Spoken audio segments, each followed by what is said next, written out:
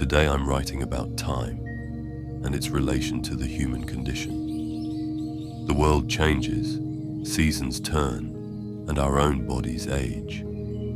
Less obviously though, the actual awareness through which you perceive this change is itself in constant motion. The psyche is not a fixed monument you can inspect from different angles. It is a current, and a sense of identity is what you experience while being carried along by it. Your perception of the present moment, the now, is not as immediate as it feels. You're operating with a slight but constant delay. Before you are consciously aware of the words on this screen, a cascade of neurophysiological events must occur. Light strikes your retina, electrical signals travel the optic nerve, and networks in your brain process this raw data into recognizable symbols and thoughts. By the time you experience this moment of understanding, the physical instant in which the light first hit your eye has already passed. This is called apperception, the process by which an experience is not just sensed, but recognized and understood by your mind. Because this process takes time, however minuscule, and you are always apprehending an echo of reality. Imagine trying to catch a ball. Your brain does not register its exact position in real time. It calculates a future position based on data that is already a few milliseconds old. In this way, all of life is lived in a state of constant catching up to a present that continuously recedes. The human mind functions as the necessary mediator in this process. It sits between the overwhelming complexity of the external world and the finite scope of your conscious attention. You cannot process every photon of light or every vibration of air that bombards the senses. The mind must filter and organize this raw input into a coherent, manageable reality. This is similar to how a high-voltage electrical transformer works. A power station generates an immense amount of energy, far too much for any single home to handle. The transformer steps this energy down to a usable voltage, allowing us to power our lights without being incinerated.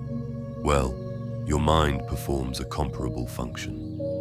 It takes the near-infinite potential of existence and reduces it to a current of information you can safely integrate into your phenomenal awareness, which is the subjective, first-person experience of the world.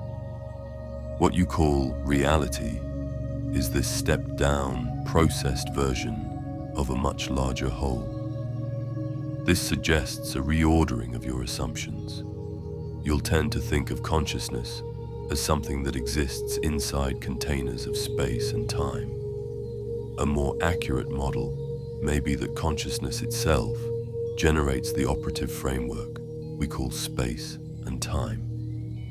The philosopher Immanuel Kant argued that certain structures of understanding are a priori, meaning they are innate to the mind, not learned from experience. For Kant, space and time are such structures. They are like the lenses of a pair of glasses we can never take off. You do not see the world as it is in itself. You see it as it is filtered and organized through inherent mental frameworks. You don't reside in time. Instead, you produce a subjective experience of temporality. This leads to what feels like a central paradox of human experience. While everything flows, the individual ego, your sense of I, feels like a stable point of reference. Yet, if time itself is a product of perception, and your perception is always chasing the past, what is this I that feels so constant? Perhaps the ego is not the thing that moves. Think of a person standing still on a moving walkway at an airport. From their perspective, they are stationary. It is the world, the gates and the other travelers that glides past. In a similar way, it may be that your core awareness is the fixed point, and it is the now, the stream of becoming, that sweeps through your consciousness, carrying experience with it. You are not moving through time. Time as a continuous event of creation and recession, is moving through you. The primary task, then, is to find your balance on this current. Your attention is constantly pulled between two poles: the fixed landscape of the past, which exists only in memory, and the open potential of the future, which exists only in imagination.